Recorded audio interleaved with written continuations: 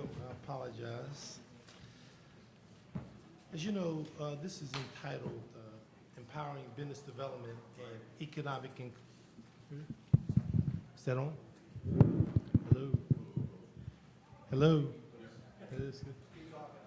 Okay, just one, I want to thank you and say good morning to all of you, and thank you for coming. This morning, the title of this panel is Empowering Business Development and Economic Inclusion. I wanted to just give you a little historical perspective. I'm on the Small Business Committee, and I'm from the 2nd Congressional District in the city of Philadelphia. I represent half of Philadelphia in the main line, about 700,000 people. And for my entire career, I've always focused on the aspects of economic development and wealth building and inclusion. What I've been trying to do is to build from someone who I learned a great deal, was Congressman Parham Mitchell, who was from Baltimore, who was chairman of the Small Business Committee. And he basically, in my view, led the front in terms of economic development. I think that if you're going to address the question of poverty, you're going to have to look at the issue about economic development. This particular district I represent has 28.1% poverty. In this particular district, Philadelphia has the greatest amount of poverty there of any of the major cities. But it's not just about Philadelphia. We got to look at strategies in terms of the entire nation. The panel I have here are people who, in their own rights, have a lot of knowledge and information. They obviously can talk about their own experiences as well as share experience with you. So what the game plan is, I'm going to allow each one of them to give a 2-minute introduction of themselves and then go into a little bit from their own perspectives, and then I get into some questions. So I'm going to start over here to my left. Okay, thank right you. There, and then we can go down. Yes. Wonderful. So, Congressman, thank you so much for having me. My name is Natalie Madeira Cofield, and I am the founder and CEO of Walker's Legacy and our joint sister nonprofit organization, the Walker's Legacy Foundation. Walker's Legacy is a global multimedia platform designed to empower professional and entrepreneurial women, particularly multicultural women, the fastest growing entrepreneurial segment in this nation. The organization has a network of about 40,000 women across the country. We've conducted programs in more than 20 cities across this nation. And we have the honor of being named in honor of Madam C.J. Walker, the first self-made female millionaire in U.S. history. So I hope we all know who she is. This year, we were awarded the contract with the Small Business Administration to conduct the first ever research study on Black female entrepreneurs, which was released and becomes a body of research and work for the federal government as it relates to policies on how to work with, address the challenges that African American women experience starting companies and succeeding in these businesses. And then our foundation is an organization to ensure that we leave no woman behind, regardless of her socioeconomic background. And in our foundation, we work with single mothers around financial literacy and entrepreneurship. We work with young women, we work with girls, and we work with returning women who are returning citizens coming out of being incarcerated around financial literacy and economic empowerment. Thank you. Thank you and good morning. My name is Shishrina Thomas, and I am the Vice President for Tricor Industries. We are a full-service enterprise architecture information technology company. We're headquartered here in Alexandria. Our #1 client is the Department of Defense. My responsibility is the United States Air Force. I currently travel around the country to the different Air Force bases looking to create jobs in information technology for women and minorities. I apologize for the disparity, but I just have a little personal interest there. So, my years of experience leading into this opportunity was from being on the Hill more than 15 years. The former Congressman Louis Stokes recruited me right out of Ohio. He was adamant to recruit African Americans to learn about defense appropriations in areas which we were not. And that was the most powerful tool. I had no idea what I was being introduced to. Came home from school one day. My parents told me, my mother specifically, you're going to DC, you're going to work for Louis Stokes. Louis Stokes was the first African American chairman of the Intelligence Committee. During that internship, I learned about defense and intelligence, also the appropriations and the authorization, not understanding the powerful tool of that fresh out of college.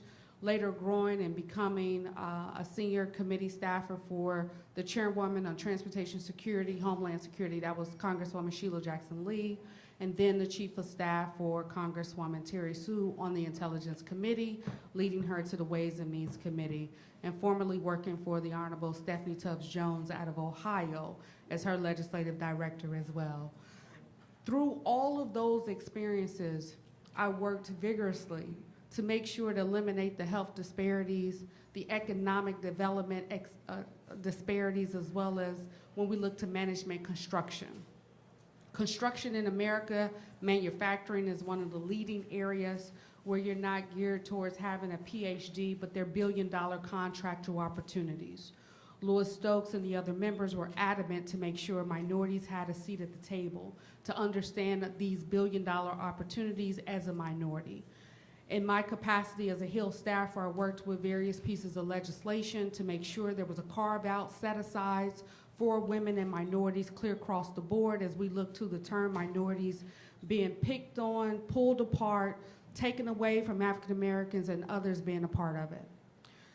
Now that I'm in business development, I'm able to specifically find these young, robust entrepreneurs that are growing in the industry and doing things a lot differently, and getting a piece of the pie from these $1 billion, particularly out of the Department of Defense.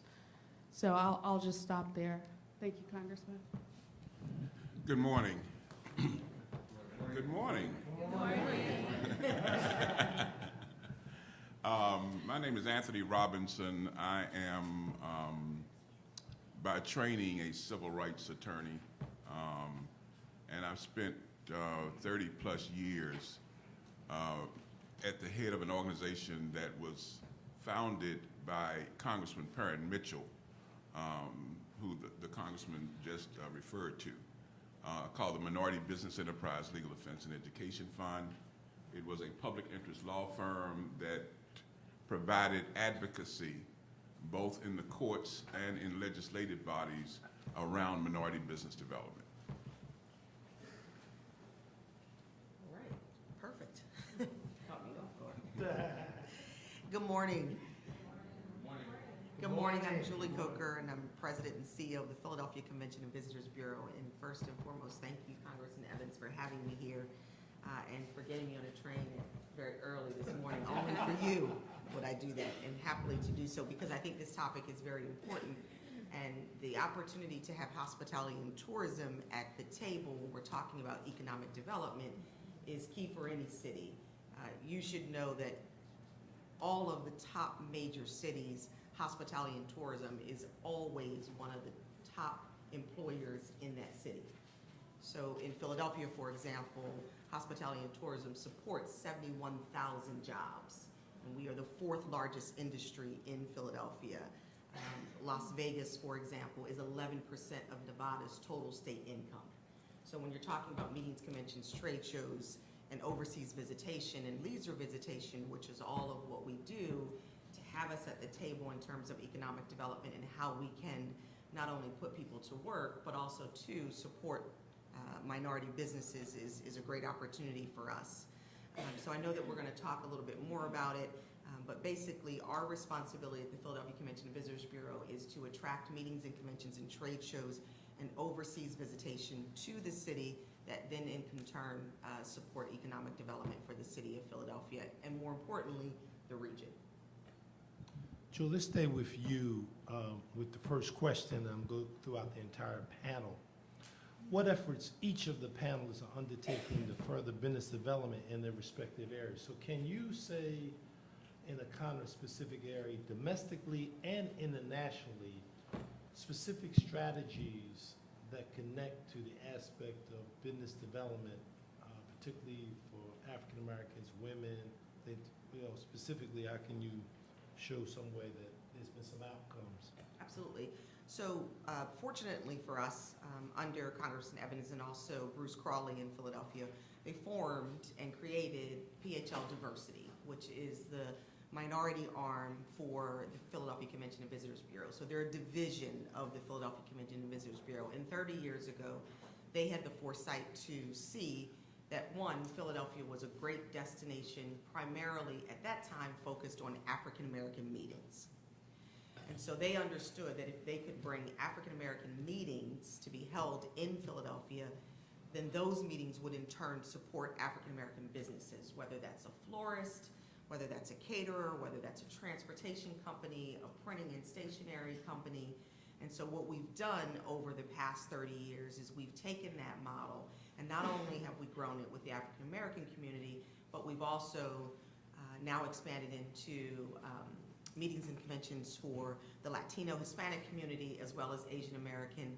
And just really in the last 2 years, we focused also, or added to our focus, I should say, LGBTQ and also women.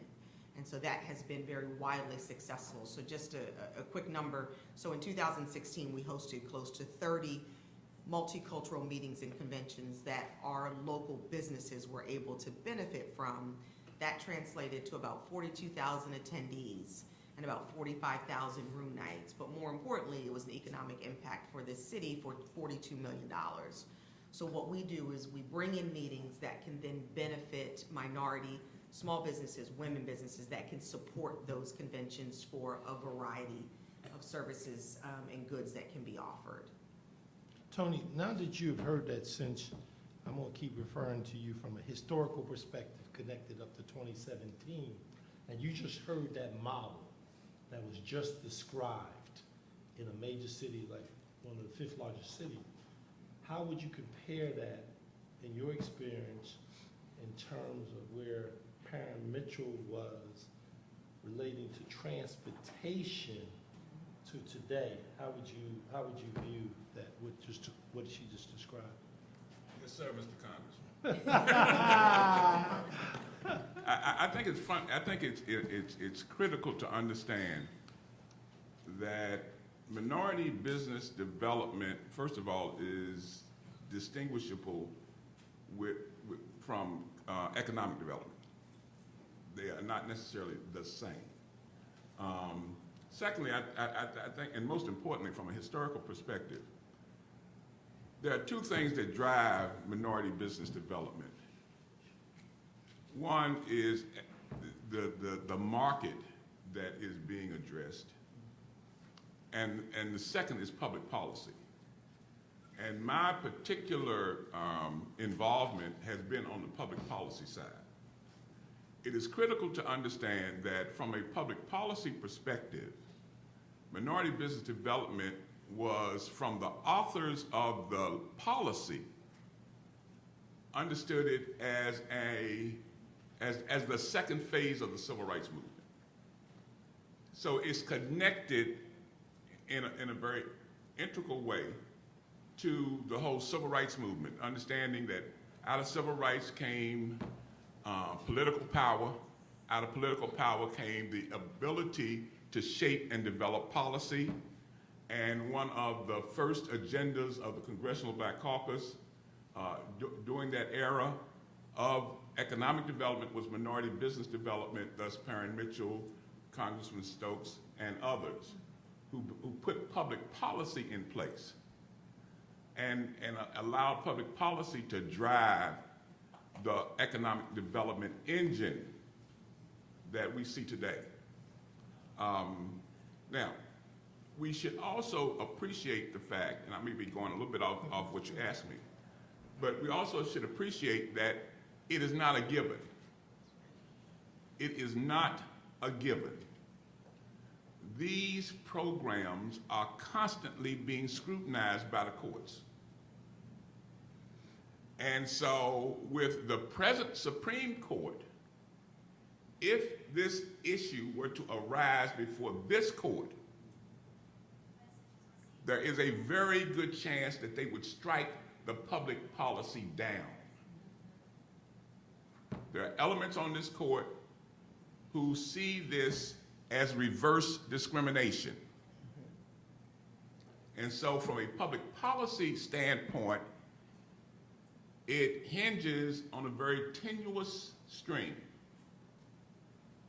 So from our perspective, we must always understand the importance of advocacy. particularly as it relates to our members of Congress, because they have a critical role to play in the continuation of the public policy. If they do not consistently and continually update the public record on the basis for this program, and that is race discrimination. The courts have said the only way these programs can continue constitutionally is because you are attempting to remedy race discrimination. Economic development, all of these other kinds of things that we are concerned about, and rightfully so, do not matter. If these programs are not in place for the purposes of addressing race discrimination, the courts will declare them unconstitutional. I'm not sure. That's, you did, that, matter of fact, that was, no, he did, because I want to put it in a little contextual aspect of Pennsylvania, since I know that very well. What happened in Pennsylvania relating to what Julie described, when we passed a law that basically said that we should have affirmative action participation. In other words, we did not use percentages, which referring to where Tony talked about. We basically said there should be an affirmative action plan, and that as long as we didn't prevent it from being implemented, we could implement it. So as the point that he just described to you, that we in Congress have a responsibility to be vigilant, to pay attention to what is taking place, to use the documentation in terms of evaluating the policy. But going back to the point that Tony made, which I would be interested in asking, is when Perrin Mitchell used the set-aside language in the transportation, didn't that originally start with veterans?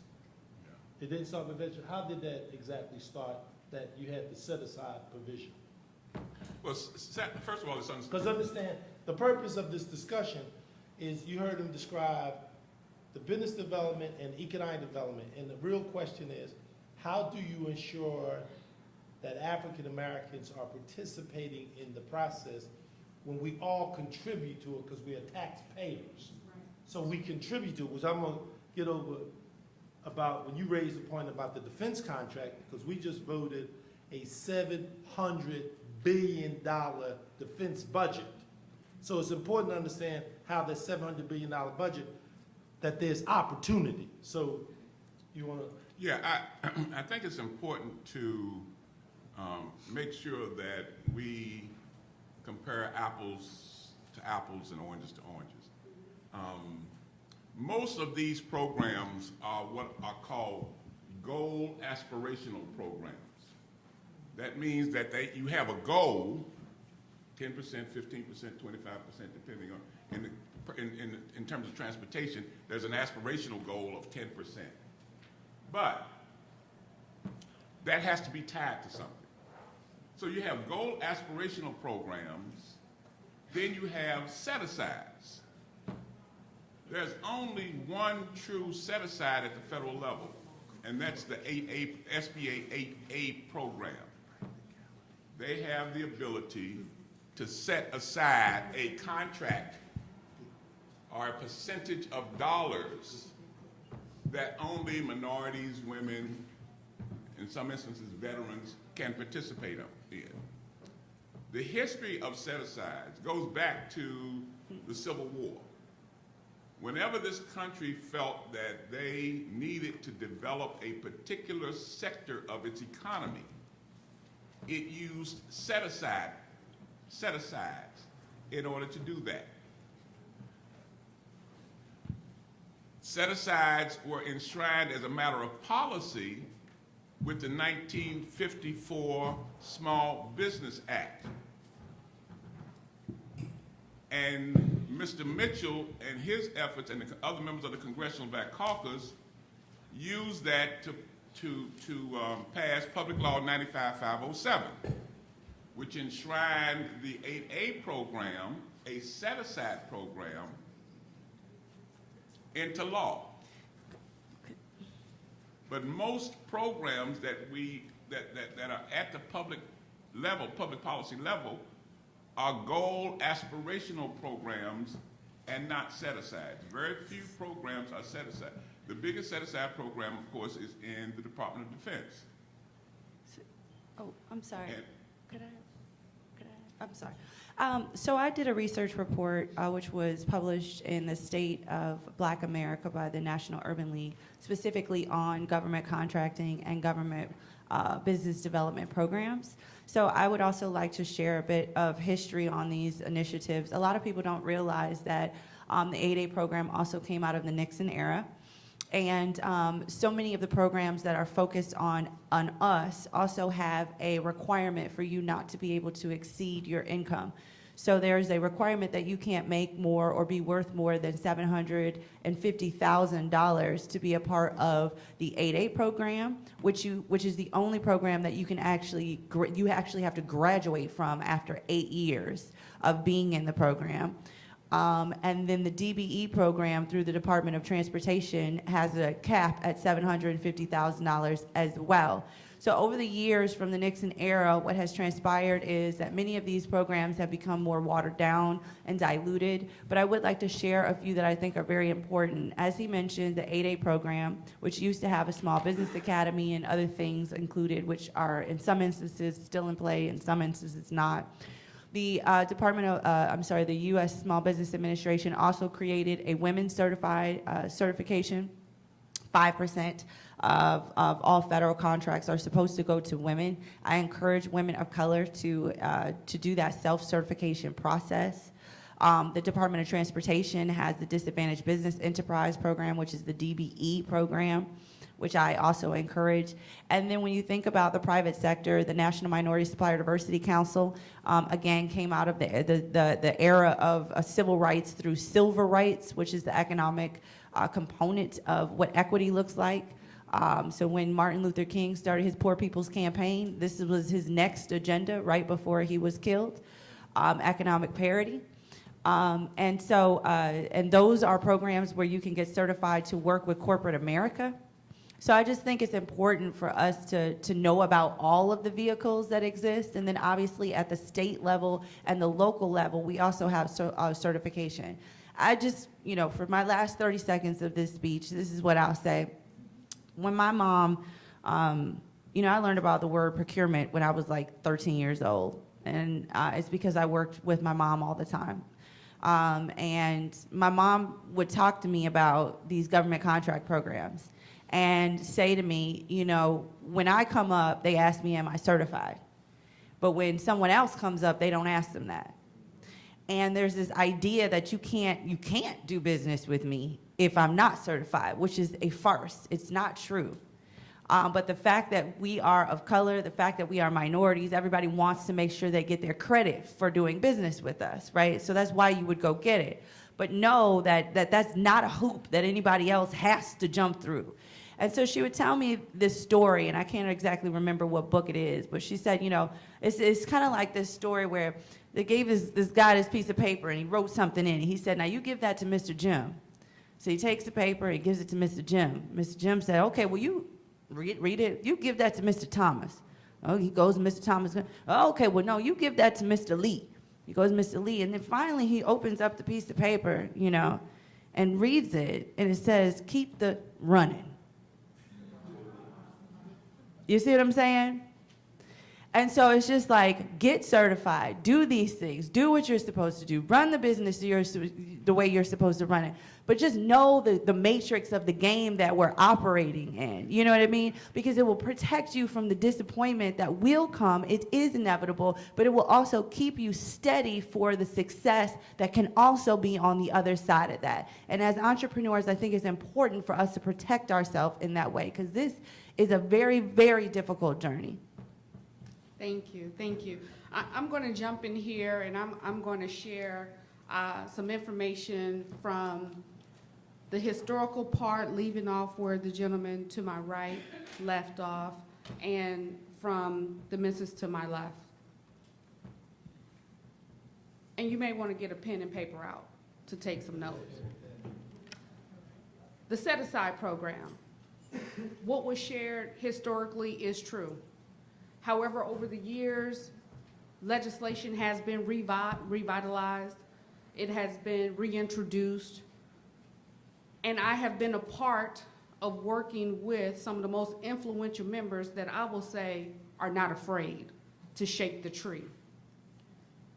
Perry Mitchell was great, but I come from the great state of Ohio with Mr. Stokes, Louis Stokes. And Congressman Louis Stokes was adamant to make sure we understood how to change the tide through federal legislation. That is when the Department of Defense was shaken up to make sure the different departments would definitely give a percentage of those set-asides. And as the missus talked about the different certifications, there are many. You have your 8A, which you all should know about. It's more than just that $750,000 to be qualified or when you graduate in eight years. It also can be the number of employees that you have, the revenue in which you have. There's other certifications, hub zone certification, just by you being in a disadvantaged neighborhood. Understand your zoning. This is on HUD's website, www.hud.gov. Learn about your zones. There's empowerment zones. There are brownfield zones. All of these are economic development empowerment that helps you with different certifications. And then exactly where you are located geographically. Now, out of all the states, the District of Columbia is the best when it comes to small businesses for minorities and women. Then you have the state of Maryland, you have the state of Virginia, and maybe that is because those areas surround where the federal government is headquartered. And what a lot of people do not know, by law, all small business specialists within the federal government are to meet with you. All you have to do is email them and call them and learn about it. This is public information because our federal legislators made it law. And these are the best contracts, and you guaranteed your money the 15th of the month. Now, it is true about the disparities with the contracts. The 8A certification, they want you to get fingerprinted. If you've been arrested, don't be too afraid of that. Miss Jackson Lee, Lou Stokes, Steffi Tubbs Jones, we pushed a lot of people through the process. But it's according to the type of charges that were held up against you. We all fall short. However, there is opportunity. And we must acknowledge our members of Congress. What I have done, we have these legislations, people talk about certifications, but the young people today, even myself, we want to make money now. And some people think, you know, just wait your turn, wait your turn. I believe when I started with Congressman Stokes, he was saying, wait your turn. I said, Mom, I'm not gonna be able to do this. You know, she said, no, this is a good job. I said, but all my friends making money, I'm making $22,000 as a staff assistant. So I was working at Victoria's Secret in the evening, and Congressman Stokes said, now I gotta give her a little bit more money because she's walking around asking people for jobs, making me look bad. But it's gonna come, it's gonna come. And as the young people, that's how we are. And over the time, I started to see the benefit, but it's education is power. And then when we talk about economic development, we work with legislation, the new market tax credit. You need to write that down. And the small business investment credit, you need to write that down because these programs are being phased out. These are programs where they're geared towards minority developers and where you can receive funding to support different developments based on those zones that I had given you earlier. And I hope you wrote those down, okay? So when you look at the new market tax credit and when you look at the developers, you see our larger developers getting these because of what? Past performance. But the federal government can't work alone. I want to let you guys know our members of Congress are doing the best they can. You got Elijah Cummings fighting for the people in Baltimore. And I had to say that because Ms. Rockamore is on the end.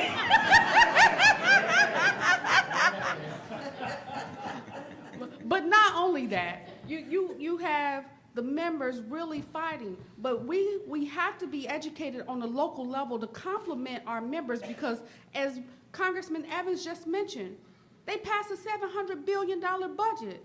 But after it leaves the federal government, it goes to the county, to the state, to the local government.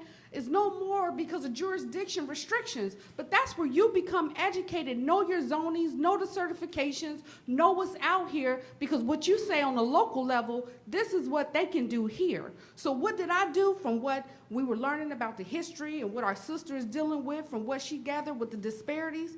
I had gone to Ms. Jackson Lee and Benny Thompson, who's the ranking member of Homeland Security, and I said, we can't force corporations to hire minorities, but you know what we can do? They'll hire small businesses. So we started a procurement forum. It was held yesterday from 2 to 4. We've been going strong for 7 years. I said, I know I'm gonna get me a job because I'm gonna be behind this all the way through. We started with Department of Homeland Security because we had Chairman Benny Thompson, Ms. Jackson Lee, both of them on the committee from the beginning. We started with the committee. We got Department of Homeland Security Chief Procurement Officer to deploy the entire small business department. And they brought every department within the Department of Homeland Security, small business specialist, director of procurement, to come meet with constituents for the Congressional Black Caucus that had small businesses. Now that I'm on the other side, I made sure we had every department with the Department of Defense present, and we had the prime contractors. Since historically what has happened with the set-asides, now you have small business specialists not only within the departments, but there's someone in the region, someone in the districts. They're right there for you. And when they say they don't know how to help you, then you call Washington, D.C. through your member of Congress that you want to work better with the Small Business Administration because there's somebody deployed in your cities right there where you live. But we had the departments from Department of Defense.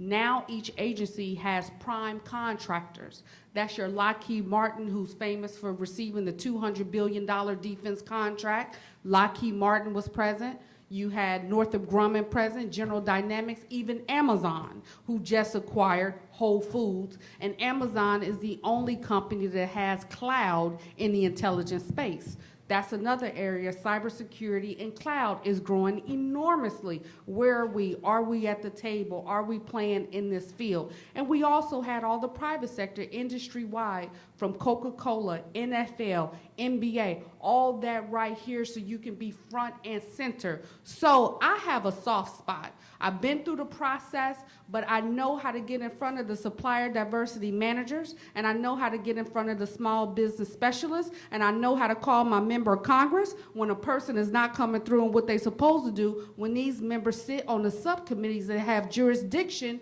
over contracting and acquisitions. So what I'm going to say, do your homework. The opportunities are here, and now I'm a part of them, and I'm feeling good about it. All right. Now we have awakened. The title of this is Empowering Business Development. You now understand why the title is Empowering Business Development with Economic Inclusion, with 49 members. And I thought it was important that you understand the historical perspective of where we are today. This is the 47th year of the Congressional Black Caucus event, 47th year. You heard the information. I thought it was important to have some people in historical, because the next person I'm gonna kick it over to can give you a little that history and that future. And I think it's important as you look at it, because the question was just asked to me at the table when I was at the prayer breakfast, like, what exactly has the Black Caucus done and where is it? This is important for you to understand this. So we're being very primarily explaining that to you, making the connection. I'm gonna kick it to someone who I have worked with for a long time, and I think she was shocked when I told her I was running for Congress.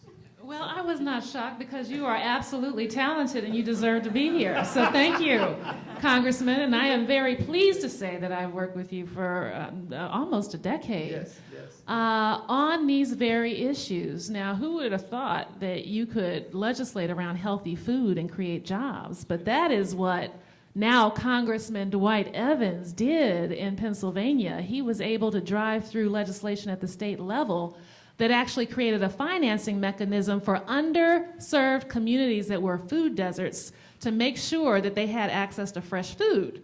by creating a healthy food financing vehicle. And that actually brought jobs into these neglected urban communities, and he is to be commended for that leadership. Thank you so much. My name is Maya Morin, President and CEO of the Center for Global Policy Solutions, where I have co-led an initiative called the Closing the Racial Wealth Gap for the last I've been doing it for almost 12 years. And I also run Global Policy Solutions, LLC, which is a certified B Corporation. It is a company, so I have exposure on both the nonprofit side, but also on the business side. And so I come to you today speaking from a policy perspective, but also as a business owner. I'm almost 13 years in business, and so that is a feat in and of itself, as you all well know, for small business owners.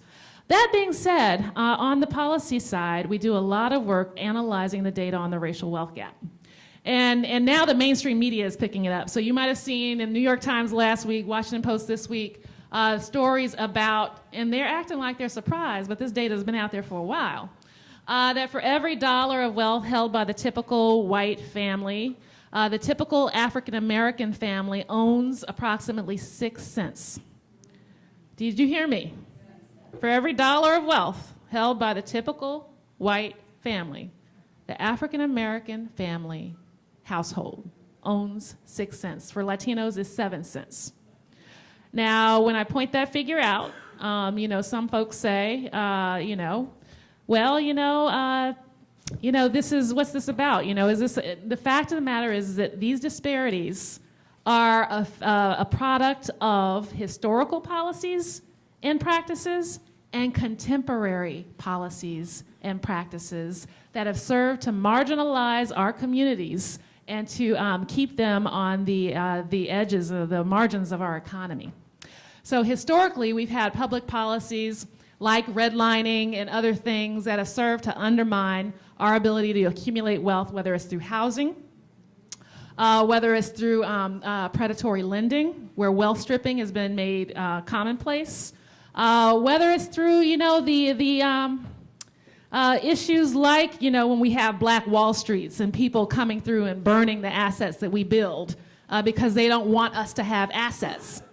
Where we come from is the position of we shouldn't just be focused on income, and we have great disparities in terms of our income. But we also should be focused, if we are concerned about the economic security of African American families, we also need to be concerned about building wealth, assets, those assets that are important for making sure that if our income goes away, we have something else to draw down upon. Now that might mean a home that has equity in it. That might mean that you have, savings and investments where you can draw down on cash for a rainy day fund, right? But it also means business, entrepreneurship. Our data shows that when you look at the data with people who are holding regular jobs, African Americans who are holding regular jobs versus African Americans who are entrepreneurs, the African American entrepreneurs actually do and come out better financially than those who are doing regular jobs. We see a closing of the racial wealth gap when it comes to entrepreneurship. And so we need to make sure that we're prioritizing entrepreneurship, especially in the age of automation in this country. As jobs are being perhaps taken and closed or absorbed by automation technology, the fact of the matter is that we have to be more creative and we have to be more job generating by ourselves than ever before. And because we were curious about what was happening with the state of Black entrepreneurship, we did a report last year called The Color of Entrepreneurship, Why the Racial Wealth Gap, or Why the Racial Gap Among Firms Cost the U.S. Billions. And what we found is that between the years 2007 and 2012, privately held minority businesses contributed 1.3 million jobs to the U.S. economy. And women of color, African American women and Latina women were driving those numbers to a great extent. But we also did an estimate about how many jobs that the nation is currently foregoing because of discrimination in our society. And we found that an estimated 1.1 million businesses owned by people of color Because of past and present, America is currently foregoing an estimated 1.1 million businesses owned by people of color because of past and present discrimination in American society. These missing businesses could produce an estimated 9 million more jobs and boost our national income by $300 billion. Do you hear me? So it does not pay to keep us on the margins. We have proven time and time again that we can be job creators. So that means that investing in our communities, in our ability to build successful and sustainable businesses is not just gonna help us and our families, it's gonna help the entire country.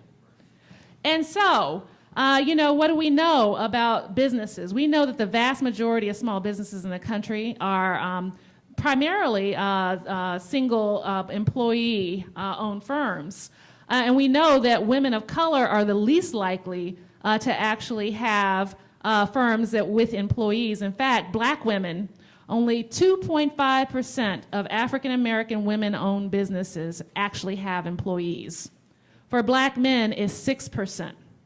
And so we know that we create businesses, but most of them are solo practitioners. And so we need to build and grow opportunities to have bigger and bigger businesses, but also those that are sustainable. So what do we do about it? We have a number of policies prescriptions that we have put forward that we think that are important for this. One is asking policymakers to add entrepreneurship as a part of the career and technical education that students get in high schools and junior high, is to include age-appropriate entrepreneurial skill building in the K through 12 education system. We think that that should be a part of a broader financial education and capacity building approach for our K through 12 system. But entrepreneurship, we think, is something that can be critically important for that. We think that we need to promote tax credits for venture capital investments in minority businesses. We think that this is a strategy that can be important. And we also think that entrepreneurs of color need to find mentorships, and certainly we need to improve the government programs that exist to actually support and train entrepreneurs of color. Those are just a few of the ideas that we bring forward. Now I want to recognize somebody sitting in the back there. Melinda Emerson, wave your hand. This woman is called the Small Biz Lady. She does work around the country on small businesses. She's been recognized and been a contributor to the New York Times, Forbes, and other major publications for her expertise in this very issue that we're talking about today. And so I just want to end on this note. And that is that we can't continue, I think, to consider ourselves just employees. Entrepreneurship is going to be a major vehicle of opportunity. It is a major vehicle of opportunity, and it will continue to be a bigger and growing part of how we actually achieve economic security in this country. And so we need to be pushing for inclusive growth strategies that focus on making sure that our businesses get a piece of the pie. Thank you. One thing I'd like to comment, I'm going to do one more question, and then Becca, whoever has questions, we have a mic, we're going to bring it around so you can ask questions. I'm going to ask one more general question. You want to go ahead and respond, and then I wanted to make some comments following Ms. Rocky Moore Cummings. I think with the African American community, we do not talk about what we do not know. And I think it's okay to say we don't know about how to create wealth, because we need to learn. And at the dinner tables, we're not talking about the stock exchange and the NASDAQ and what's going up and what in the Dow. We're not talking about that. And we had a group of interns that came from Selma University and Wilberforce University and Concordia College, and these are schools that are not the top of your historical black colleges and universities. And the children weren't exposed to the different professions on Wall Street. So having been with a member on the Financial Services Committee, I called the lobbyists who worked for NASDAQ. I called the lobbyists who worked for New York Stock Exchange. I said, hey, we're sending some kids up to Wall Street. Meet them at the train station. Take them to the floor to hear the bell. do a round table with them so they can meet everyone in the room and understand what these professions are. Without reservation, we did it in a week. I was just moved to hear these children had no idea, but what can we expect if we're going from rural Alabama and the rural parts of Ohio and we're not exposing our children? So if our children don't know, we don't want to assume their parents, so we don't know their situations, but we have to educate ourselves. So I asked you earlier to make sure you had your pen and pads out. For the women, I would encourage you to get the book Smart Women Finish Rich by David Ball. Smart Women Finish Rich by David Ball. B-A-C-H, Ball. There's another book, Road to Wealth by Susie Orman. And my favorite, Napoleon Hill, 17 Principles of Success. As you position yourself as an entrepreneur, it's the same as you position yourself for a job. Go back to do your research and read about it. And our members, the members you elect, I think we take for granted that they hang out with us, they go to church with us, but these are some of the most influential people in the world. Do not take that for granted. Meeting with the chairs of the New York Stock Exchange and the NASDAQ and the Dow, they meet with them too. And they influence their operations. Capitol Hill shuts down, Wall Street shuts down. Let's understand money. Let's begin to ask questions. Let's learn. To understand and comprehend what we've just heard, we need to understand the fundamentals that lie with why can't we ever get over the hump of working at these jobs for 30 years, making less than $60,000 and depending on the manufacturing industry when we know we can't compete to the outsourcing. And I commend the young people. You young people, you're not waiting around. You're using Instagram, you're using the Snapchats. You guys are taking advertising and branding to a whole nother level. You're making $1 million before you're 30. But we still had a gap from our young people to our people that's 50. Learn about wealth. Questions, you can, there's a, how you want to move it to, you got it? Can you stand up a little, please? So, can you turn up? Is it on there? Oh, sure, okay. Yes, hello. My name is Tamika Spruce. I'm a filmmaker and also activist from Detroit.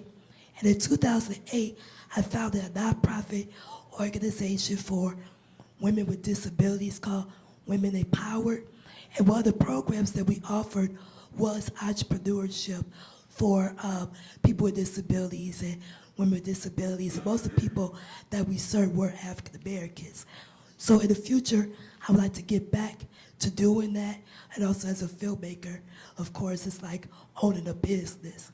So my question is, what are some services or options for people with disabilities when it comes to entrepreneurship? Sure. And in fact, we just Thank you for your question. yeah, thank you for your question, and thank you for founding your nonprofit organization and for the work that you're doing in your community.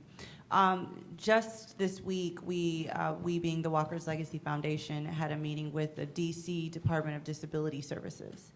And there are two ways to respond to that. One, I think that you should really think about grant opportunities and contracting opportunities with your local Department of Disability Services. Each year they receive federal funds to support workforce development, job placement for people with disabilities.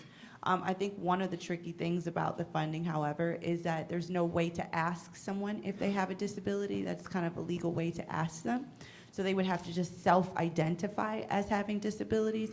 And these disabilities can range from anything from anxiety to Down syndrome. So it's just, it runs the gambit. And I mention anxiety because social disability is something that happens a lot in our community, and mental health, something that we don't talk about. If someone self-selects into that and mentions that they have that, that is an opportunity. Also for employers to receive credits for employing people who are maybe in need of additional support services as they're working. So to me, what I think that you should do is reach out to someone in the Disability Services Department. Where are you based? In Detroit? In Detroit. And see what kind of opportunities that they have. My understanding, just giving to you, the Department of Education provides grants for training and education for persons with disability. The Department of Education provides grants for training, education, disability. You had a question, but Tony, you want to? I made a point earlier about distinguishing between economic development and business development. And those are two separate kinds of things. One drives the other. They're drivers. But economic development is more collective. It's a collective process where we're not only talking about the development of businesses, but we're also talking about workforce development. We're talking about development of institutions, both profit and nonprofit institutions. So it's a much broader community effort than just business development. And I think we have to take that into consideration as we move forward as a community. Yes. Good morning, everyone. My name is Melinda Emerson. I'm the small business lady, and I'm regarded as America's #1 small business expert, but I also happen to be in Dwight Evans district in Philadelphia, so I'm very excited. I am very excited to be here with you today to be a part of this discussion. And one of the things that I wanted to bring up is that I think, after 18 years of being in business, I almost feel like we need to get past this concept of supplier diversity. And as we advocate for our corporations, we really need to be talking about supplier development, because it's fine for the Department of Defense to have a $700 billion budget, but if people don't have the capacity to serve those contracts, they'll never get past consideration to even apply. And I really think that's the issue, because we have capacity issues, we have access to capital issues. You get that contract, how are you going to hire the people you need to start servicing it before you get that first invoice paid? So these are the kinds of things that I think we need to be thinking about from a policy standpoint, and even from a public-private partnerships that we can develop. And those are some of the things that my company has been involved in helping some of our corporate partners develop supplier development programs. And I know that we have, through the federal government, mentor protege programs, but they're like kind of here and there and catch as catch can. If somebody gets in trouble, all of a sudden they start putting some effort into their mentor protege program. So I feel like the next level of this is to really consider how we can either pilot a program or just start doing it in various cities, so that we can build some businesses that can go get a $3 million contract and it not crush their business because they're not ready for that kind of opportunity. And just to add one more thing, I appreciate the books that you offer to people about building wealth, but I would say anyone interested in starting a business might want to check out my best-selling book, Become Your Own Boss, and try it. That's the way it starts. Okay, hold on a second. One of the things I want to say, I want to go back to something. It's Become Your Own Boss in 12 months. I've only been here for 10 months. 10 months. Be 11 months, November 14th. The two basic committees I really, and then people talk about ways and means and appropriations, all that's nice. Small Business Committee and Agriculture is really where I wanted to be honest with you, because of what was just described.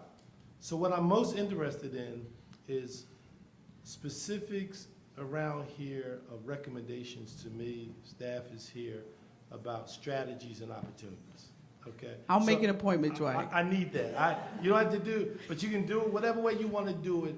I want to find, because we've been in a lot of meetings, a lot of discussion. I'm very result-oriented.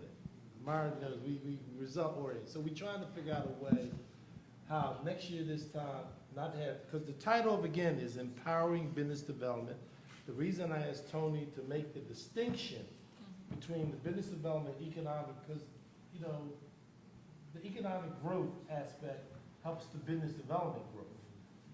The economic growth helps. That's why when Julia talked about the convention business was fourth in the case of Philadelphia, that meant when we did economic stimulus of a convention center with public dollars of $1 billion, that created the opportunity for business development. Julie, she didn't say this, though we always wind up saying it. She's the first as head of the Convention and Visitors Bureau in Philadelphia. She's the first to ever be in that particular position. So you need a combination of things. You need the public policy to do economic growth. And then you need the right personnel. So may it be Lewis Stokes or Perrin Mitchell, you need them in a policy position, right? And then you need a implementer, right? So you need all of it. You do the growth. The growth was the economic strategy, right? $1 billion convention center. It created conventions that never came to Philadelphia, like the Democratic National Convention had not been in Philadelphia since 1948. Democratic Convention comes to the city of Philadelphia. Julie is the implementer. She now has the responsibility of trying to implement. So you have an implementer. Then you heard Tony and Ms. Thompson talk about Lewis Stokes and Perrin Mitchell at the federal level. So there's the federal level and then there's the local level, right? So in this discussion, we're doing a little teaching moment. You need to know who, besides your congressperson and their staff person, who the state representative is, who the state senator is, who the council person is, and who the staff person is. You need to know all of that, right? Those are that's doing your homework, right? So you won't have to be complaining about excuses that you can't implement. So when I say 700 million, in that capacity building that you're referring to, I agree. But part of the capacity building is understanding all of the players as you negotiate and navigate your way. That's what this is. This is what the Congressional Black Caucus is doing. 47 years, bringing these sessions together. You can describe it, party with a purpose. Party with a purpose. That's what you're doing. You're networking. You're building relationships. If you're not networking, I'm gonna be right. Then you're losing the mission. Okay. So if you come here and you don't gain, been here for 2 hours, and this is open, you get to ask all the questions that you want. It's up to you to do it. So we got to have homework on both sides. Got some of the best thinkers, in my view, on this panel I've heard. Just one comment to touch on this, on the local level. As a result of Hurricane Harvey and Irma, there's a dire need right now for small businesses industry-wide to expand and grow in Houston, Florida, the Caribbean, and Puerto Rico. FEMA is working directly with the local mayors in those places and asking those mayors to give them a list of businesses for them to work with.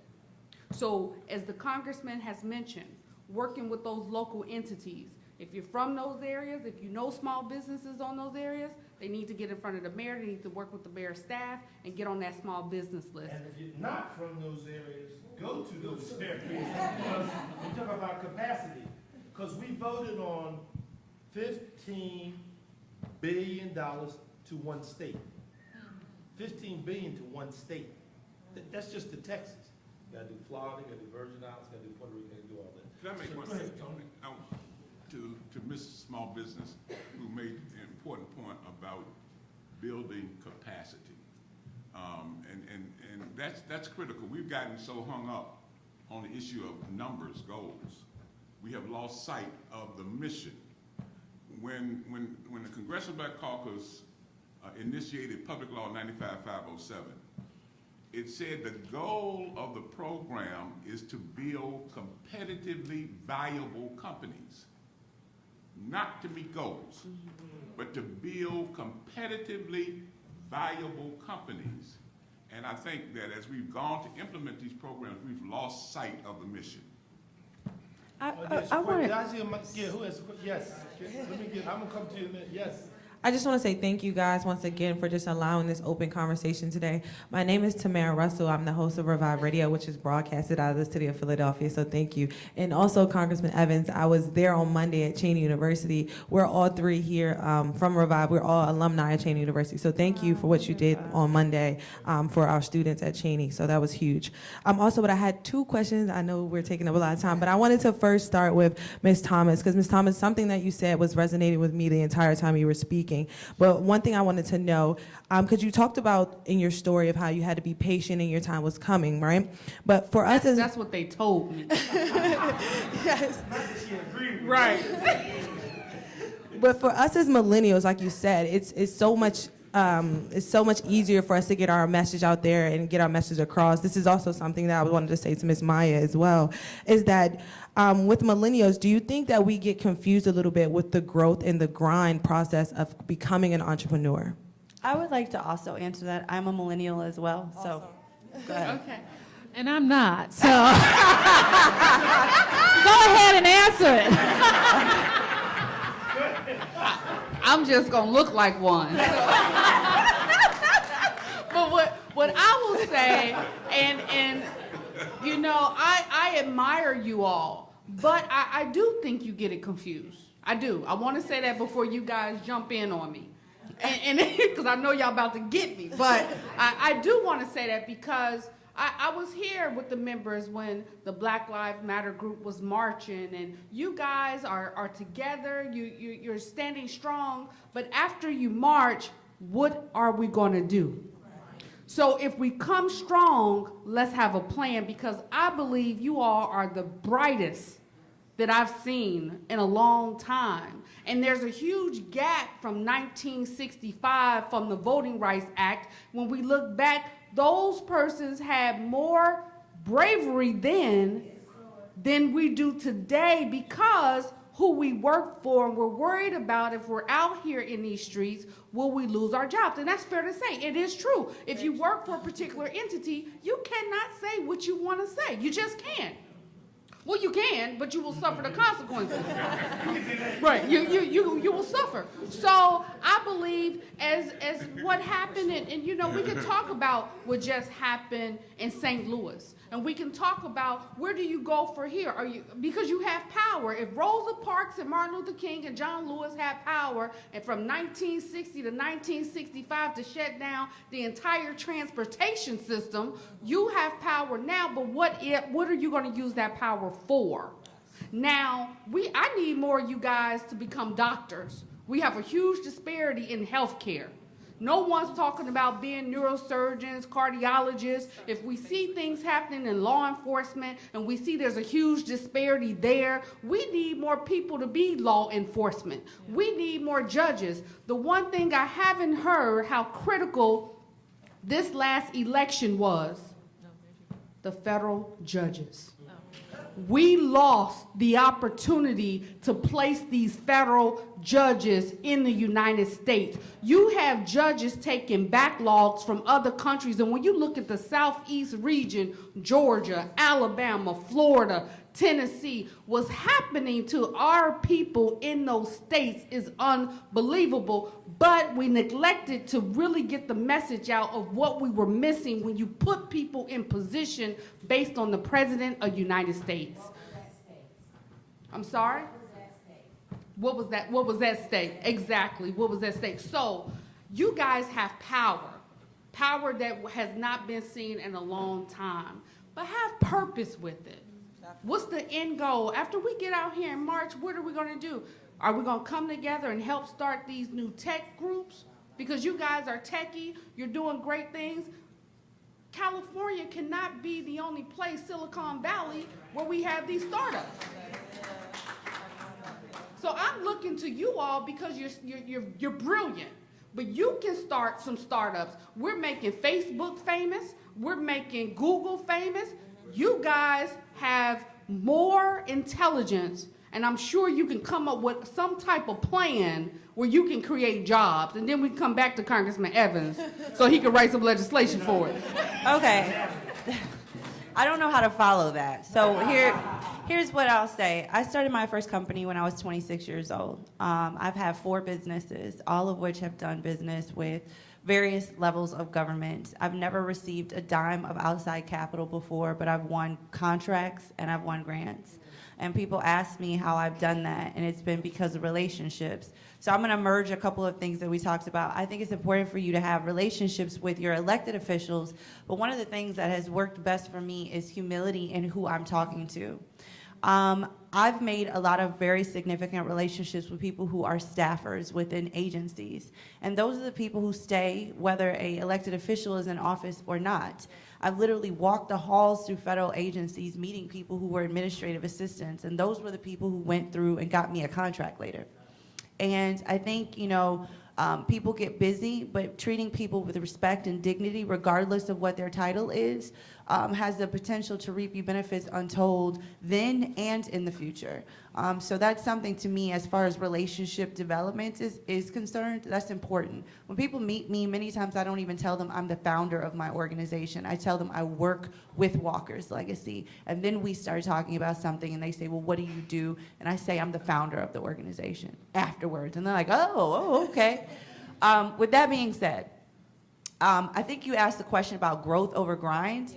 I'm not really sure what you mean by that, but here's what I'll say there. I think it's important that you hustle, that you work hard, and I will never say millennials don't, because I am one. I think we do. I think the biggest thing for me is realizing that overnight success, like Dr. Dre said, anyone can make a hit record. Not everybody can maintain making hit records, okay? So there are a lot of one-hit wonders out here, and I think one of the things that has happened with this generation is how quickly people can rise to fame and how quickly they can leave it. And the type of muscle and grit that it takes to sustain yourself. I've been working on Walker's Legacy for 8 years. People still come up to me and say, oh, you just started that last year. No, I didn't, actually. I actually didn't start this last year, but that's just when you started seeing Instagram posts about it. So that's how relevant, that's where it is to you now. So I would say that, millennials need to be able to stick with things long enough. We have a track record of leaving jobs. I left a job because I wanted to be the CEO when I was 26, and I knew they weren't going to make me one. So I said after that, I will never go to another position unless I am the CEO. I've been a CEO for the last 12 years. And I just want to say, not plus one, but the one. Yeah. So, and even when I had to, when my company that I had for 3 years, when we lost because of the recession, when we lost one of this big contract that I had, and I ran out of money, and I said, God, why have you forsaken me?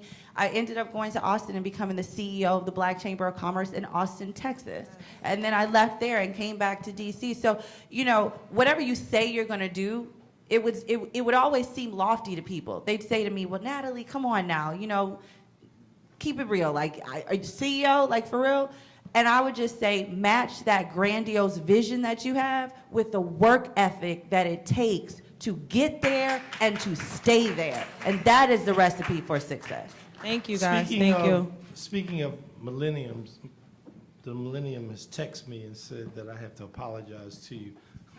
That because of time, and I apologize that it is 12 o'clock, and it's all in the conjunction of this. So I want to apologize to the rest of the questions. I mean, I'm really sorry. This conversation was starting to heat up. I even had to turn to Tony and ask him, do you know Dr. Dre is? when she mentioned Dr. Dre, I was like interpreting for him. Okay. But I want to thank you, the Congressional Black Caucus want to thank you sincerely for this. You get a chance later on. Thank you again.